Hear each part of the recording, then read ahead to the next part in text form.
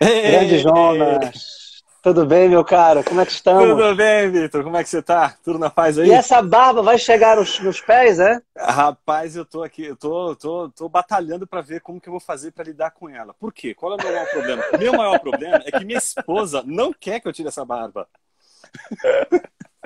Eu lembro no Cisma do Oriente que um dos argumentos dos bizantinos contra os latinos era que os homens cortavam a barba e o sacerdote não podia Isso ter o mesmo. rosto pelado, né? Não pode, Então, não pode, não pode.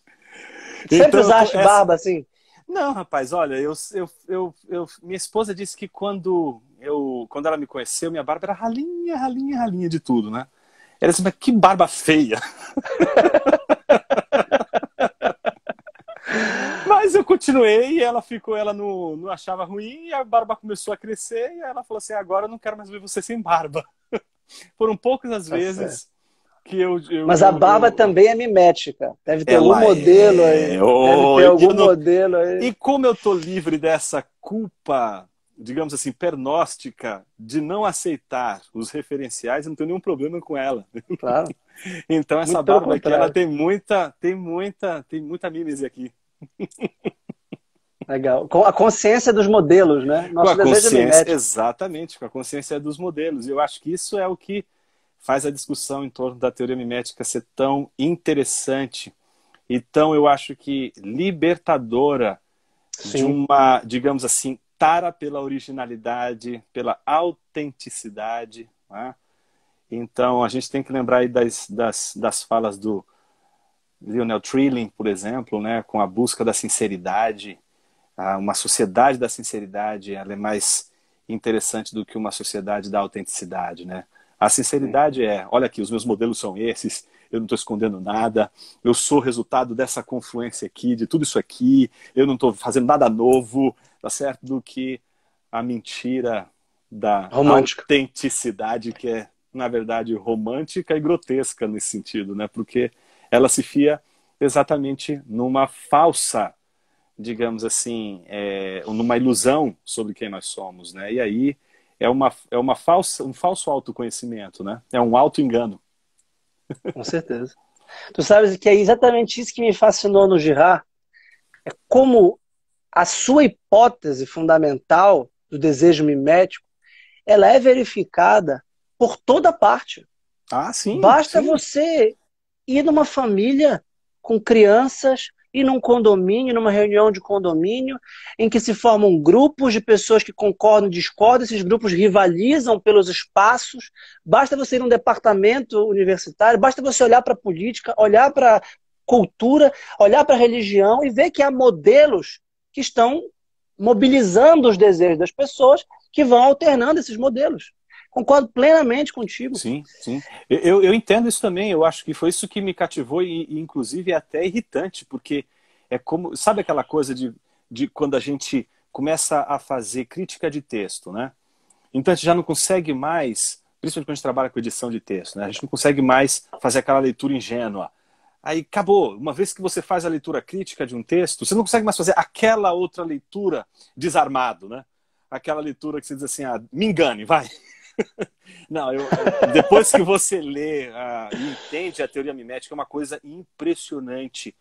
As relações, e como isso tem a ver não só com a questão da política na sua perspectiva mais geral, mas nessas suas perspectivas, na sua perspectiva também comunitária, né, nos pequenos grupos, e como nessas esferas, não é, que não são representadas num espectro mais amplo, ela também está presente. Ela não só está presente, por exemplo, na condenação de um homem regente, né, ou de um regente, mas ela está presente também na condenação de um filho, de um pai, de uma mãe, de um amigo, do vizinho, da vizinha, do chefe, do colega de trabalho. Ela é muito visceral nesses termos, né? Ela está É, presente numa relação de pai e filho e está presente na relação entre Sócrates e Apolis. claro, Né? total. Entre Aristófanes e Sócrates, Exato. Entre. entre Né? Agostinho e Jerônimo, Exato. Ambrósio e Exato. Jerônimo também. Os, Não, os, é os fariseus incrível. e Cristo, né? Claro, claro. É impressionante, impressionante. Impressionante, é. E isso é que me fascina, esses três aspectos. Esse aspecto ético do autoconhecimento, esse aspecto cultural de conseguir colhê-lo nas grandes obras da literatura moderna. Assim, o Mentira Romântica e Verdade Romanesca é um livro absolutamente fascinante. Sim. Para quem tem interesse em psicologia humana, para quem tem interesse na autoliteratura, para quem tem interesse, depois a gente percebe ali que tem em germe a tese antropológica, né, que vai o sacrifício como resolução do conflito mimético, né? E também, eu acho que isso é muito importante para mim e para ti, tenho certeza, a dimensão apologética. Opa, ou seja, claro. o cristianismo realmente revela o mecanismo do desejo. Do bode expiatório. E do desejo, do bode claro. expiatório.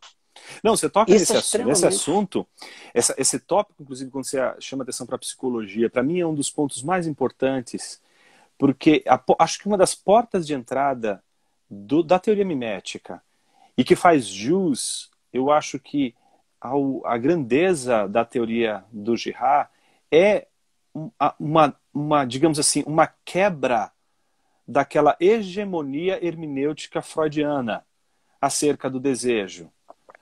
E que parece que limitou, reduziu toda a hermenêutica a um aspecto da realidade.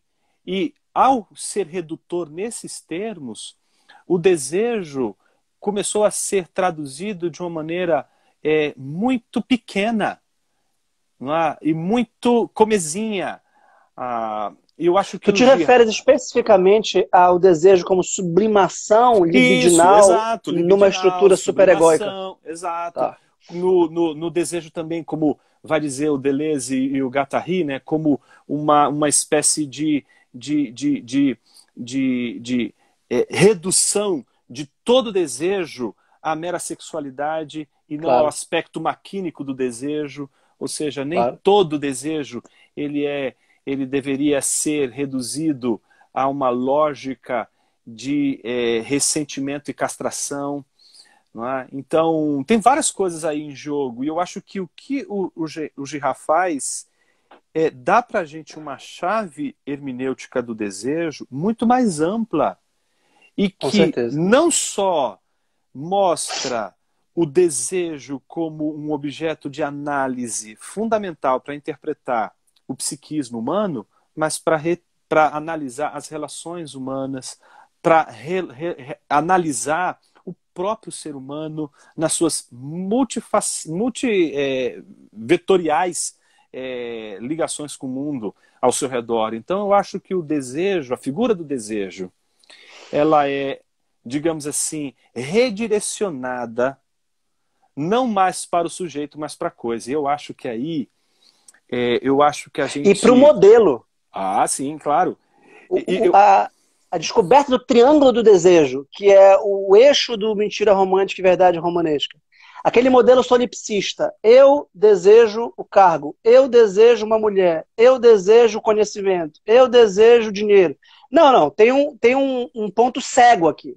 Sim. Que é o modelo que torna tudo isso desejável. Claro. E é bem interessante a metafilosofia que propõe o Girard, quando diz que o próprio Freud já está, assim como Descartes, e todos os modernos praticamente, estão já no interior da mentira romântica.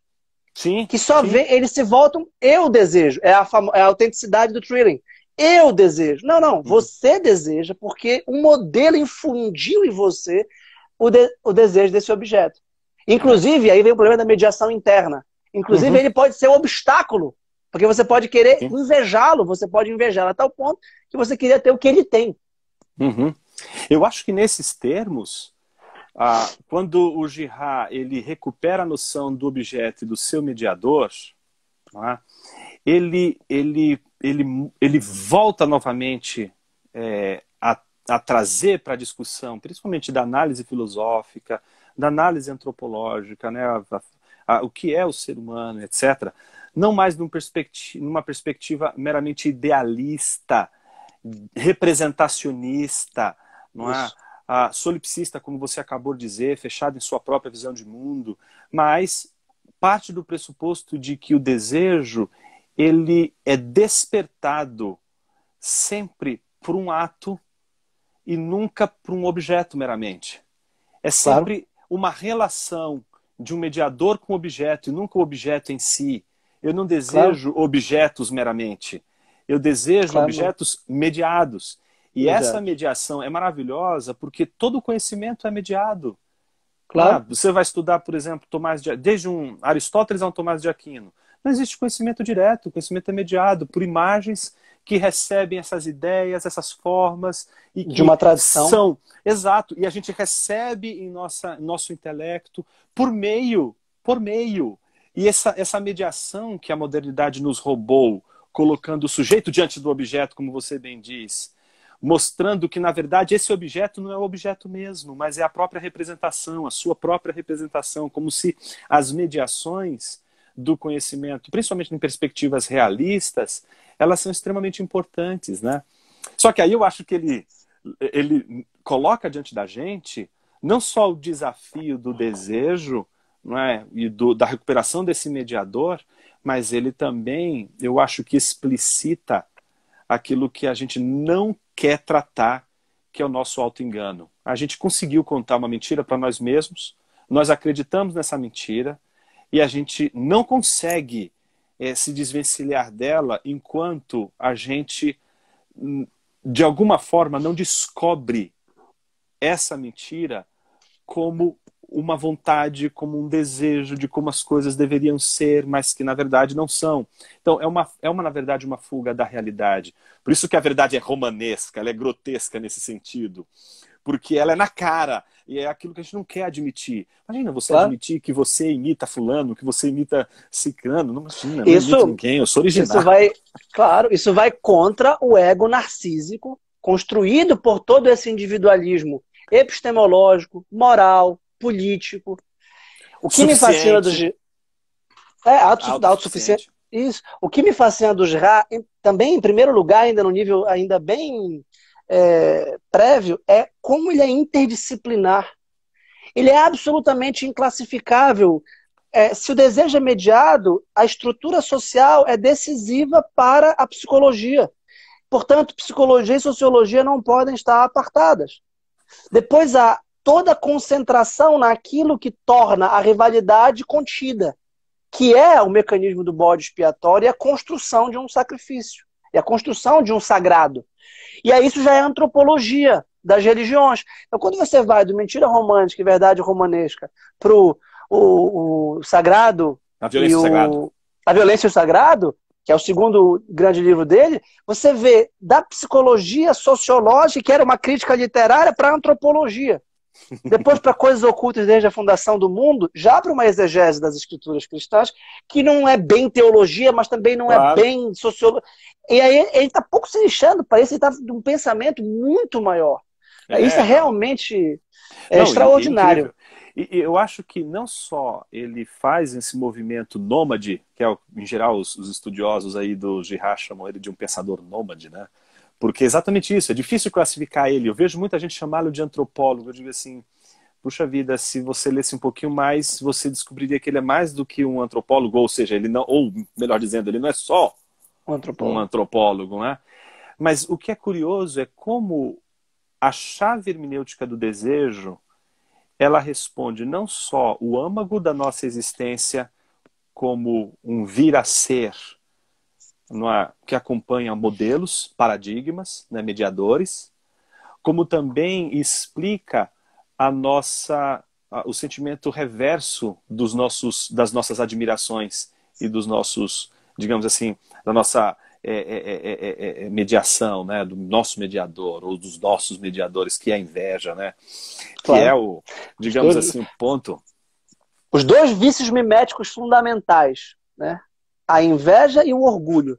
Veja que um orgulhoso, ele quer ser invejado. Ele Claro, acha que todos mas não vão, pode admitir. mas ele não admite que ele inveja. Ele quer ser modelo dos outros. Ser orgulhoso. Mas ele não admite que ele inveja os outros. E que, E que portanto, tem um que são modelo. outros orgulhosos.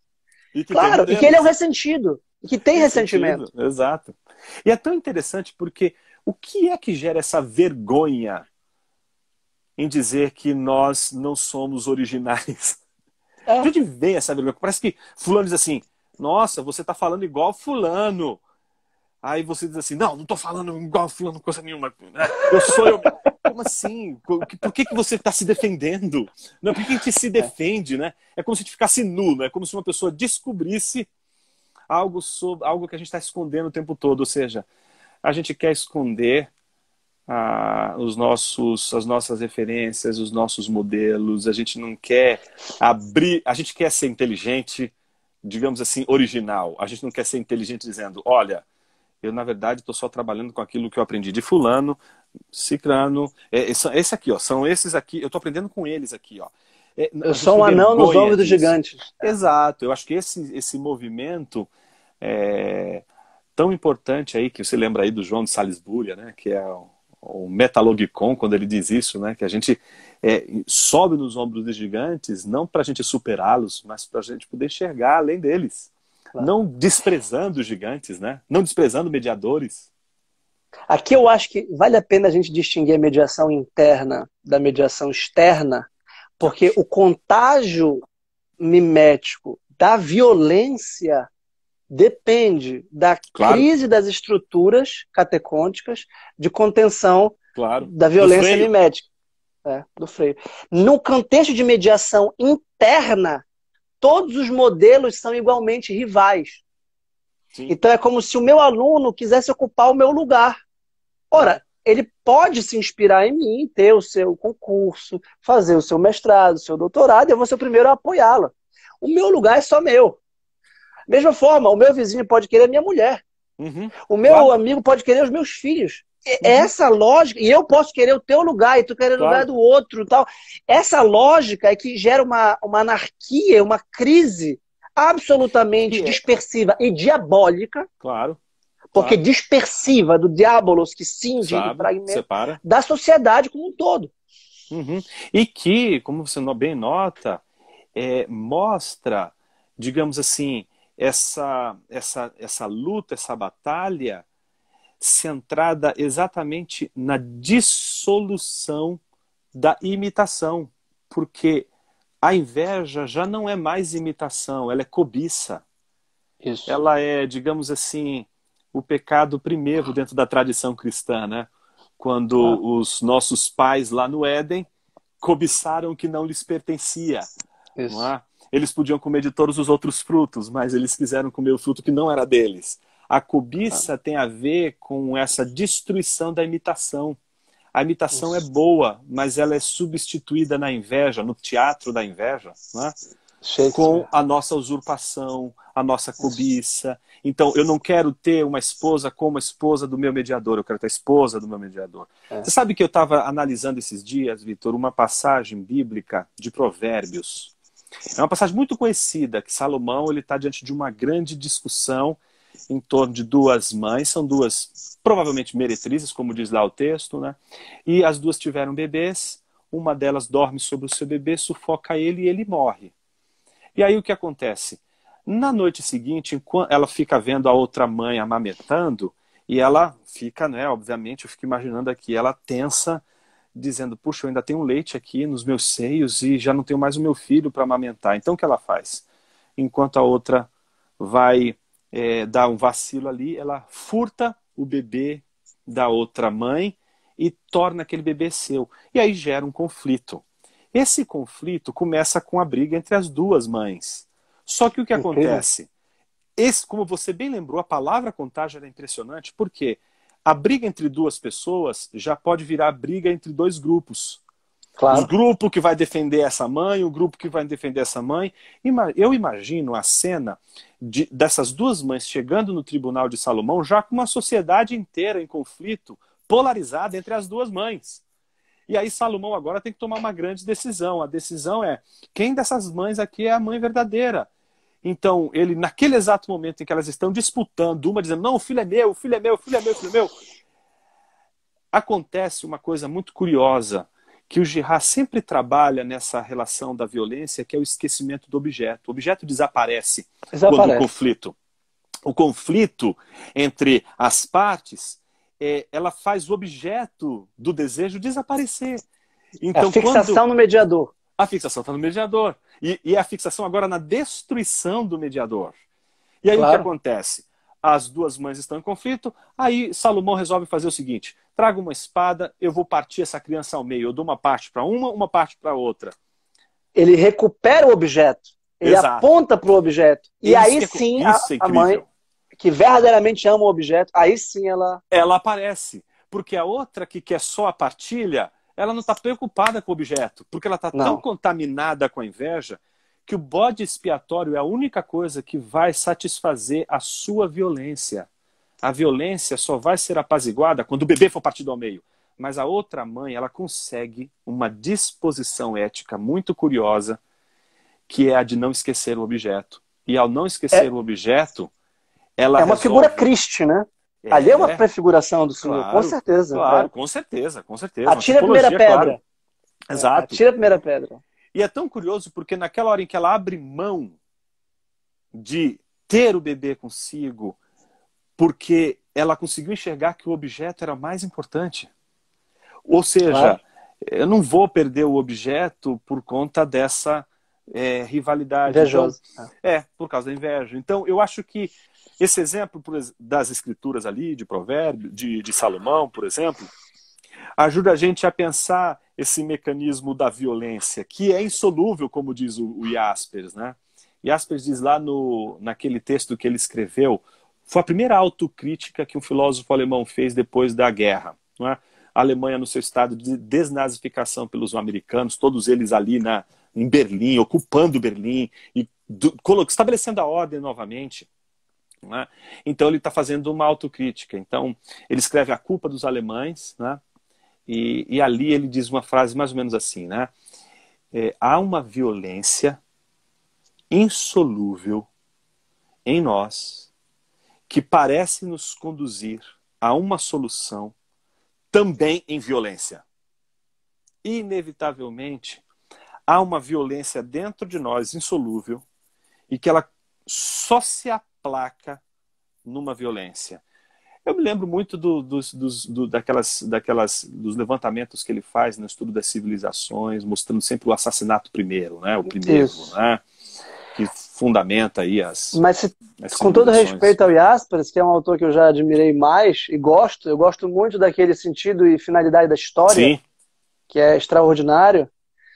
Mas se você compará-lo com o Girard, é menos convincente o claro, claro. mecanismo sacrificial que elege um bode expiatório que muda o eixo da violência de todos contra todos para a violência de todos contra um.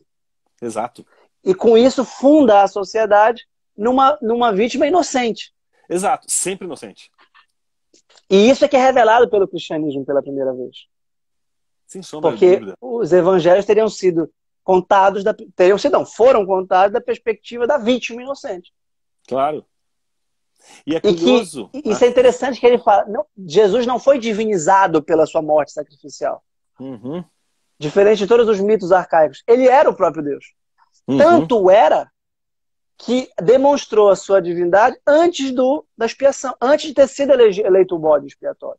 E com isso ele uhum. revela a violência mimética e expiatória, concentrando em si, trazendo, carregando em si todo o ódio, todo o rancor, todo o ressentimento da multidão. Consciente.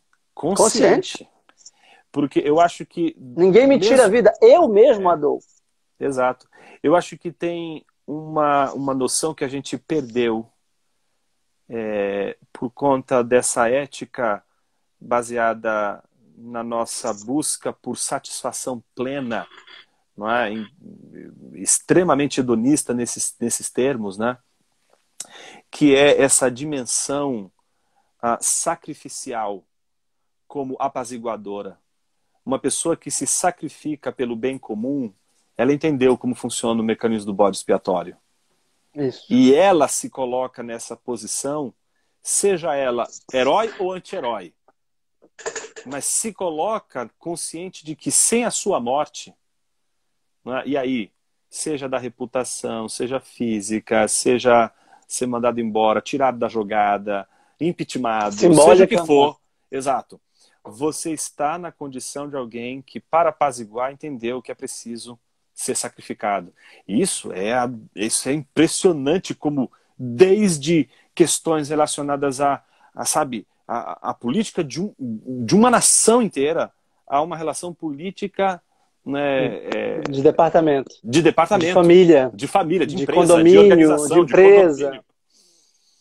Então, não, eu acho isso é impressionante. Ser espertos como as serpentes e inocentes como as pombas, né? Essa prudência e essa renúncia à capacidade acusatória. Todos nós estamos preparados a jogar a primeira pedra. E se alguém jogar a primeira pedra, nós somos os primeiros a dizer: crucifica-o! Crucifica-o! Nós somos os primeiros nós somos potenciais agressores. Exato. Isso é impressionante. 2 eixos que as Escrituras, no Antigo e Novo Testamento, apresentam. Primeiro, o 10º mandamento: não cobiçarás nada do próximo, a mulher, o boi, o terreno, o bem, porque você vai querer o que não é de pertence. E foi o primeiro pecado, né? Cobiçou o que não era seu. Claro. E depois, renunciar à revanche. Dar a outra face. Isso. Se alguém te pede 1 quilômetro, anda 2. Se alguém te pede a túnica, dá também um manto. Isso é altamente revolucionário, mas o Girard não puxa para uma chave teológica apelando para a fé. Ele fala: vamos pensar sobre o mecanismo psicológico que isso engendra na sociedade. Isso. Ou seja, mostrou a relevância de uma proposta de solução para a violência, não é? Sem recorrer às discussões contratualistas, não é? Sem recorrer a soluções baseadas numa confiança idolátrica no Estado, por exemplo, ou numa instituição, mas recorrendo à própria responsabilidade do indivíduo, não é? E a sua consciência com relação a isso. Porque o que a violência provoca em termos de contágio é também uma coisa extraordinária nos termos de como pessoas que pensam tão diferentemente, elas podem se unir só porque elas encontraram um inimigo em comum. Então imagina, pessoa, imagina, partidos políticos de viés completamente distinto podem se unir contra uma determinada pessoa, um determinado grupo, um determinado segmento da sociedade. Isso acontece porque o bode expiatório une todos os seres humanos nessa, digamos assim, desse caldo de distinções e de divergências, e essa violência, esse contágio, ele é tão forte que as pessoas inevitavelmente esquecem que elas são abissalmente assim, separadas umas das outras em termos de ideias, de visão de mundo, etc. Mas porque elas encontraram a vítima diante delas, elas descarregam essa vítima comum, toda a sua violência, a sua ira, e é impressionante como isso se manifesta na escolha de uma pessoa, como na escolha de um povo, como foi o caso dos judeus no contexto do nazismo. Né? E essa vítima é inocente. O que o cristianismo revela, e eu gosto muito de um dos livros mais recentes do Girard, Eu Via Satanás Cair como um Relâmpago. Isso, maravilhoso. Esse é um livraço. É que essa vítima é inocente. E que essa solução ela é provisória num contexto de modernidade secular liberal em que a mediação é interna. Ou seja, em que há um equacionamento radical das diferenças, um solapamento das hierarquias, das estruturas, e que todo mundo está no mesmo patamar, desejando as mesmas coisas das mesmas pessoas. Então ele fala do consumismo de massa, ele fala da política democrática, ele fala do igualitarismo, que é diferente de uma igualdade formal, de respeito de todos perante a lei, por exemplo. Mas que todos querem ocupar os mesmos espaços. Né? E isso claro que isso gera um caos. E agora, os estados nacionais não têm mais o mínimo controle sobre o transcurso de bens e pessoas ao longo do globo, os problemas são todos comuns, e agora a gente está diante de um apocalipse eminente, porque a crise mimética já não é mais local. Não.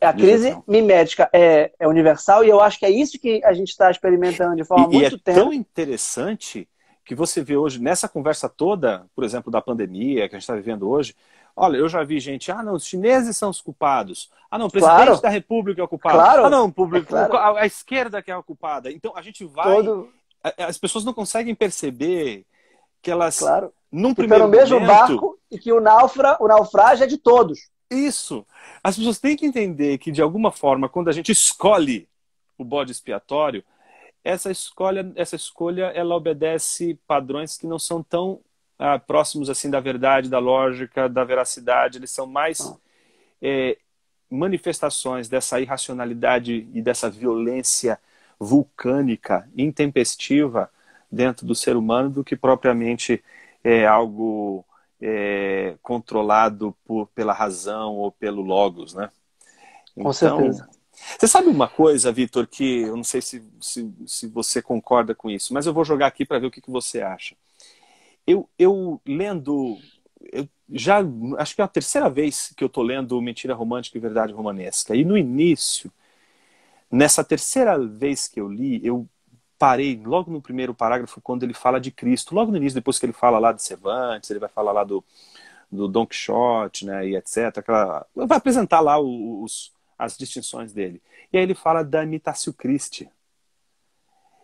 E é tão curioso porque o que seria essa imitatio Christi, que, por exemplo, é uma grande... Ela teve uma força enorme dentro da tradição cristã com Tomás de Kempis, na Idade Média, não é?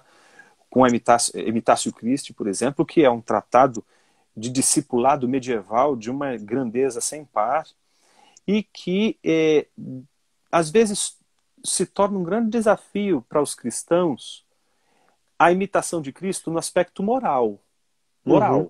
Então, o Sermão da Montanha, você vê as passagens dos evangelhos sobre Jesus, e você fala assim, não, ele tem padrões éticos, eu vou seguir os padrões éticos de Jesus. E a gente transforma a Imitatio Christi numa espécie de código de conduta moral que imita Jesus do ponto de vista especulativo, do tipo, se Jesus existisse hoje, o que ele faria? Eu vou fazer isso porque acredito que isso é o que ele faria hoje. Enquanto o Jihad parece oferecer uma Imitatio Christi sacrificial. Uhum. Essa Imitatio Christi que é a consciência do cristão diante de toda a manifestação, digamos assim, necessária em termos de sacrifício como apaziguamento. E me parece Uhum. que às vezes isso não só entre o crente comum, mas os pensadores cristãos, aqueles que pensam, mas que partem de pressupostos cristãos, deixam escorregar pelas mãos e por isso cedem, digamos assim, ao sacrifício da reputação. Ou seja, eu estou tentando dizer que às vezes não vão fazer de um pensador cristão um bode expiatório, colocar ele numa pira e passar uma navalha na sua goela e sangrar na frente de todo mundo no meio da Praça da Sé. Não vão fazer isso. Mas vão assassinar a sua reputação, vão assassinar, vão destruir a sua maneira de enxergar. Entende? Isso O que, também aliás, é está uma... previsto na oitava bem-aventurança, no começo do Sermão Da da Montanha. perseguição, exato. Então, o que você acha disso? Você acha que a gente poderia aproveitar a imitatio, a mimesis do Jihad e associar ela a essa grande tradição da Imitatio Christi de Tomás de Kempis, da tradição da igreja? Será que não tem reverberação aí? Uma vez que ele mesmo estabelece esse Cristo como uma mediação, Cristo como mediador dos cristãos, logo no Mentira Romântica, 61, que é o primeiro, digamos assim, tratado dele especificamente sobre a teoria? Olha, para não dizer que eu estou mentindo, isso aqui, junto com a Escritura, cabeceira. A Imitação de Cristo é o meu livro de cabeceira, não é Muito bom. nem na cabeceira real da casa, é a cabeceira do escritório onde eu trabalho. Esse é um dos Muito meus bom. livros preferidos. Esse livro é um dos que realmente mudou minha vida e teria alguma esperança de absorver algum pequeno percentual antes de morrer, porque eu acho que é o cerne, né? São Paulo dizia, sede meus imitadores, como eu sou de Cristo. Né? Eu acho que esse é o cerne, já não sou eu mais quem vive, mas Cristo que vive em mim, mesmo São Paulo disse isso. E tu falas certo, quem quiser vir após mim, tome a sua cruz e me siga. Né? Essa oitava bem-aventurança, vão caluniar, vão mentir, vão enganar, mas já fizeram isso para mim, já estão fazendo isso comigo. O discípulo não é maior do que o mestre. Eu acho que é o medo da cruz, E aí, voltando para o Isso. comecinho lá. Isso. É o medo da cruz, o medo do sacrifício, que corresponde diretamente a ser acusador. Nós não queremos ser acusados. Ninguém quer ser acusado. E é verdade que Claro. há algo de contra-intuitivo em querer ser acusado. O que Cristo revela é que é impossível que impossível que não haja escândalos, mas ai daquele por quem o escândalo vem. É. Ou seja, haverá uma contradição, haverá uma rivalidade, haverá um conflito, haverá violência. Nós não estamos imunes a isso. Haverá morte, haverá injustiça. Você quer estar de que lado? Dos injustiçadores ou dos injustiçados? Com a seguinte diferença ontológica entre eles. Se você estiver do lado dos revanchistas, dos vingadores, dos que retaliam, você está jogando lenha na fogueira da violência. Você está propagando o vírus. Você saindo de casa, você recebe o vírus e o passa adiante. Quer entrar nessa? Ou você quer renunciar parcialmente à sua liberdade, porque você quer dar a outra face, que não é sair correndo, mas é mostrar explicitamente ao agressor o quanto ele é injusto e o quanto isso não resolve absolutamente nada. Então a contenção da violência na figura do santo, que é um outro Cristo, sim. é a revelação desse mecanismo contagiante e da escalada dos extremos. Que quando alguém me dá um tapa, eu dou um soco, aí alguém me dá um chute e me mata, aí o meu filho mata toda a família dele, e aí todo o país dele mata toda a minha nação, e agora o meu continente acaba... Estudando história, é incrível como isso vai tendo proporções literalmente apocalípticas. Apocalípticas antes em pequenos grupos e pequenas civilizações que foram perecendo por naufragar no contágio da violência mimética, e também no nível potencial. Concordo plenamente contigo. A imitação de Cristo é a renúncia da vingança. Primeiro, é a renúncia da inveja. Isso. Porque o nosso mediador, ele está num campo infinitamente superior, porque ele é o próprio Deus. Ele não é um personagem. Eu acho tão assim, risível Nietzsche, é tão idiota. Eu estudei muito Nietzsche. Mas considerar que é um ser humano como o outro, aí vem São Paulo, que é um propagandista, aí vem outro, um imperador e se converte, aí cria um mitozinho mais elaborado, aí vem outro. Você pensa que é assim que funciona? Platonismo Você de pobre, né? Pelo amor de Deus, o que está em jogo aqui é uma verdade antropológica profunda, que é a verdade que nós somos acusadores potenciais, que nós podemos jogar a primeira pedra, ou a segunda ou a terceira, e que nós apontamos o dedo para os outros, e que não reconhecemos que nós temos infinitos defeitos, infinitos problemas, e que devemos perdoar. O Girard diz claramente, a suspensão da rivalidade mimética se dá pelo perdão. Ou seja, você vai ser agredido sem ser agressor.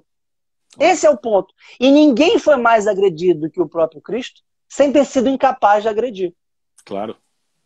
Então, me parece que isso eu assim... acho que tem uma vertente aí nessa discussão também, que eu chamo de a síndrome do Creonte, né? Que é o sujeito que estava do lado B, aí quando o lado B começou a perder a batalha, foi para o lado A, porque no fundo o que ele quer é salvar a sua própria pele. Polinices então, é Teócle, né? Exatamente, é perfeito, é isso aí. Você vai para um lado, para o outro, vai para um lado, vai para o outro, e essa dança, ela se reflete como uma fuga da vivência sacrificial, da vivência do martírio. Então, quando a gente estuda os pais da igreja, estuda, por exemplo, um Justino Marte, por exemplo, ele não recebe o Marte como um título para o seu próprio nome à toa. Que era filósofo, hein? Que era filósofo e que não morre por uma ideia. Não, por uma pessoa. Por uma pessoa. E eu acho que isso é bastante significativo e que na sua defesa ele ali funciona muito mais como um advogado da comunidade cristã em defesa, porque a sua peça de defesa, se é importante, pode livrar os cristãos do suplício. Então, se de um lado a gente tem um Justino Marte batalhando com Logos para salvar a comunidade, do outro lado a gente tem Scorsese lembrando o trabalho dos daquele famoso livro lá do Shusaku Endo, né, o Silêncio, né, que retrata a história dos missionários jesuítas no Japão e que eram martirizados, não é, por conta da sua fé em Cristo, por conta da sua maneira de pensar. E então, imagine que aqueles que são missionários num contexto de perseguição como essa são obrigados, inclusive, a sacrificar a sua própria vida. fé. E aí que acho que é curioso, porque eles precisam ou negar que creem em Cristo Jesus para salvar uma comunidade que, se ele disser que crê, que continua crendo em Jesus, vai ser assassinada. Ou então ele diz, olha, eu não creio em Jesus Cristo e salva a comunidade que Deus deu para ele cuidar. Então, veja, é uma tensão assumir o seguinte, olha, se eu pudesse, como Paulo vai dizer lá em Romanos 9, né, me colocar no lugar deles e ser condenado para que eles fossem salvos. Isso é imitatio Christi. É a ideia de pessoas sendo capazes de se doarem por outras. E eu acho que isso a gente perdeu de vista quando a gente perdeu de vista essa imitatio Christi, isso que não é meramente um código de conduta moral, mas é uma filosofia de vida. Como você bem coloca, né? É a escolha de eu vou sair perdendo.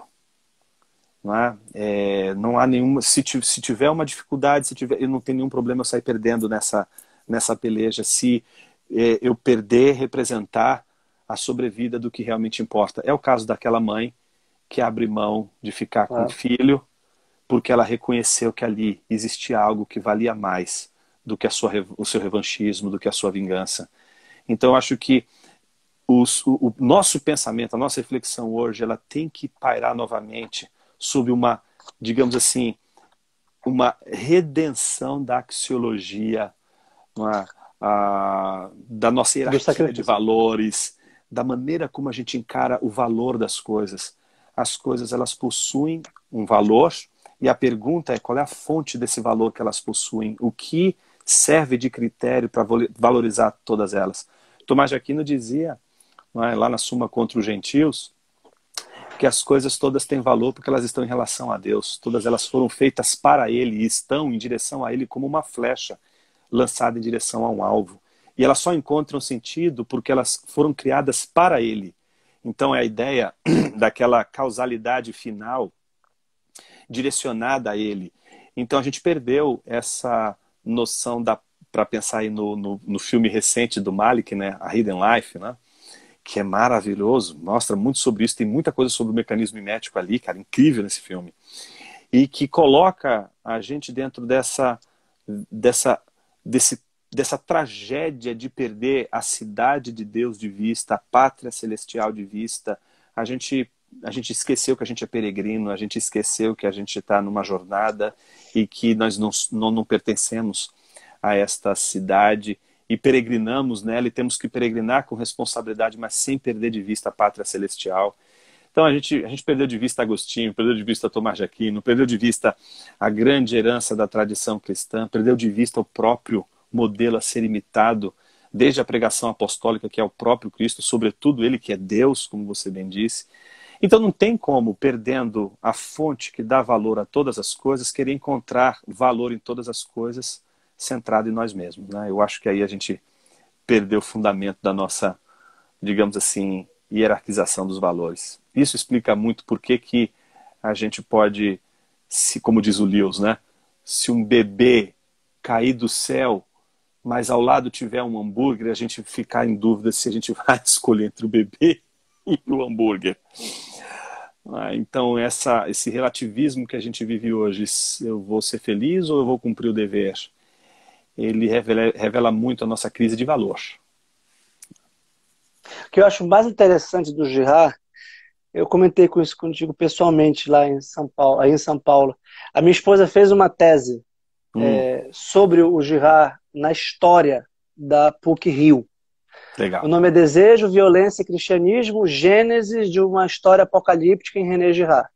Desejo, violência e cristianismo, e como o desejo mimético gera violência, que é contida por mecanismos catecônticos de expiação sacrificial, como o cristianismo revela a ineficácia, a injustiça e a inocência das vítimas e como ele dessacraliza os ídolos das religiões arcaicas e torna a política secular infundada do ponto de vista religioso, separando as instâncias do poder secular e do poder espiritual, da cidade dos homens e da cidade de Deus, e como isso seculariza a sociedade.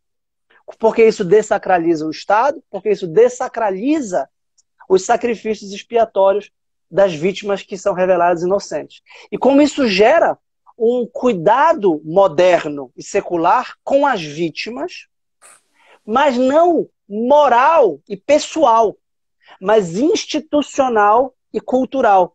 Então o Estado agora cuida das vítimas, as leis cuidam das vítimas, mas eu não vou fazer como São Francisco, que vou largar tudo e vou cuidar dos leprosos. Eu não vou mais ter um heroísmo pessoal de eu ser o cuidador das vítimas e principalmente deixar de acusá-las. Então, ela estudou, a meu ver, com muita felicidade, com muita propriedade, como o cristianismo carrega consigo uma ambiguidade, porque ele impede a violência, ele denuncia o caráter injusto da violência, mas ao mesmo tempo ele suspende o mecanismo diabólico de contenção sacrificial da violência. Porque ele não ataca.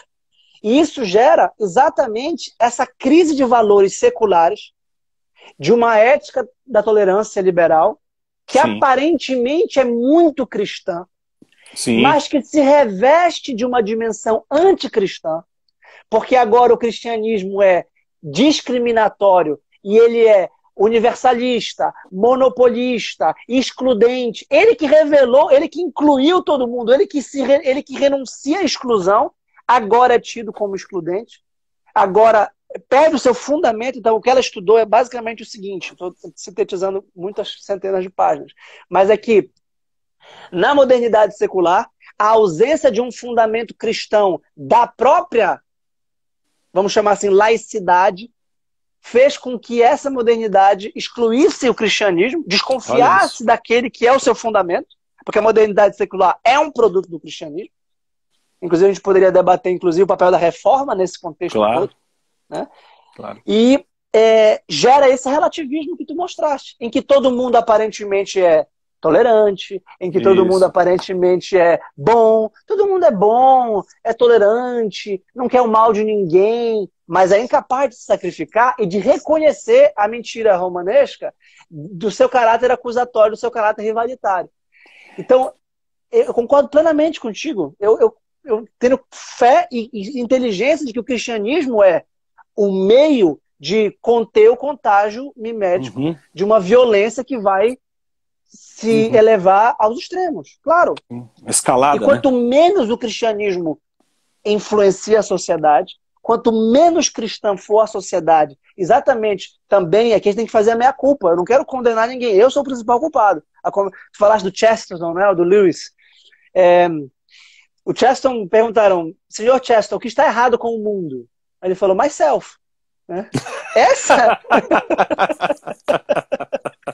o que está errado com o mundo? Genial.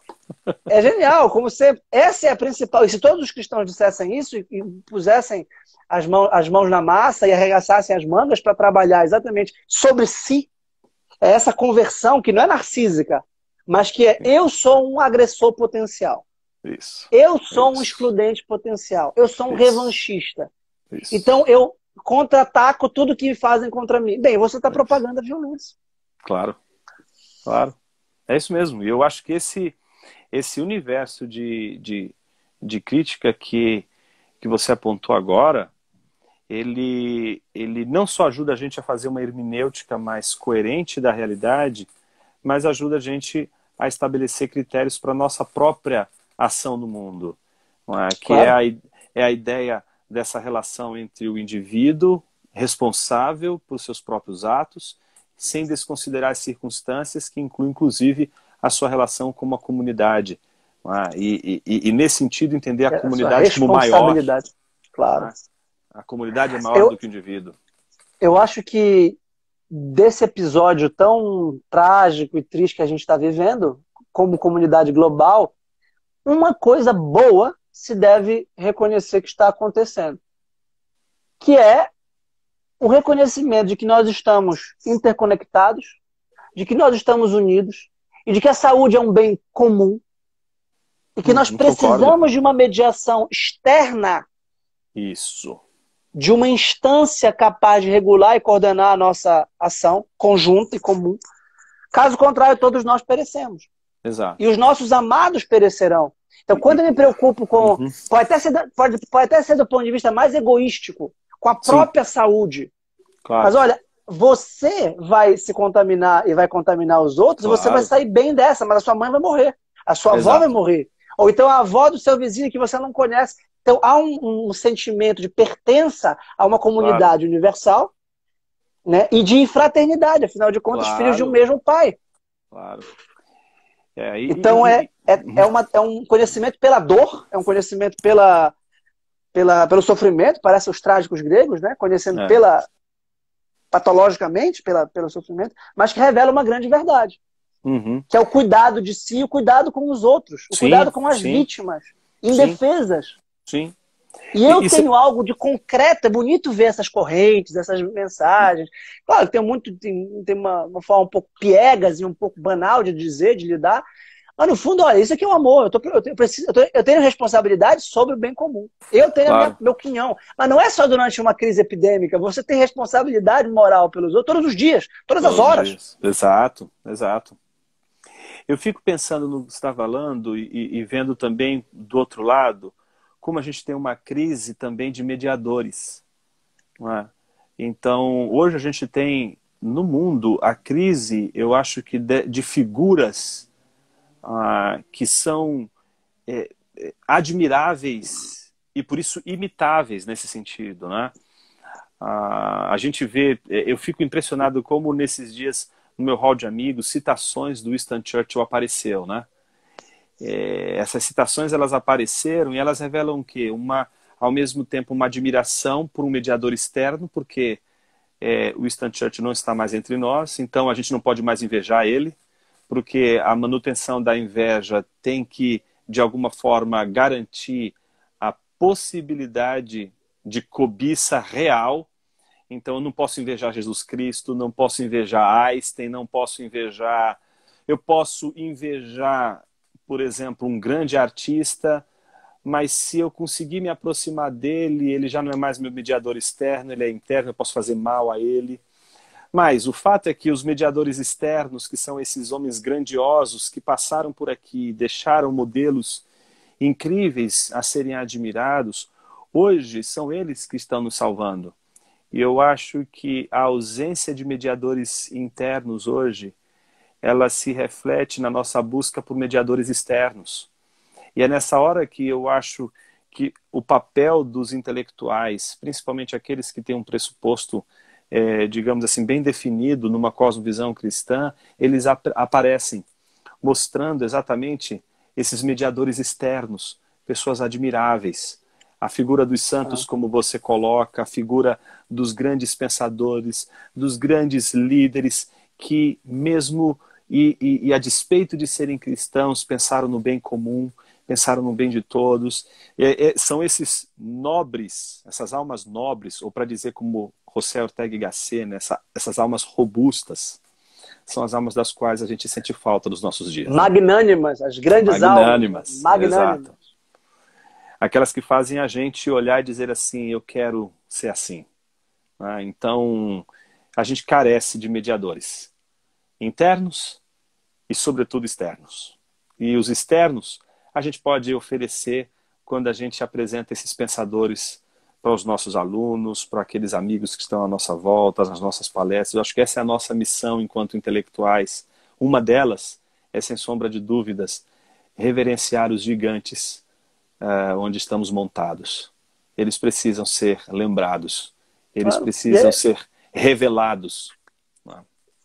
E eu acho que o Girard é um desses. Eu acho que o Girard, o que a gente está fazendo aqui é metalinguisticamente, e o que tu acabaste de dizer. A gente está tentando oxigenar um pouco o debate, com argumentos que a gente estudou, que a gente conheceu, e que o Girard demorou décadas para partejar, e a gente está refletindo aqui, tentando apontar para Tomás de Kempis, em última instância para Paulo Apóstolo e para Nosso Senhor, mas também para Chesterton, Ortega, Lewis, Platão e todos os que a gente falou.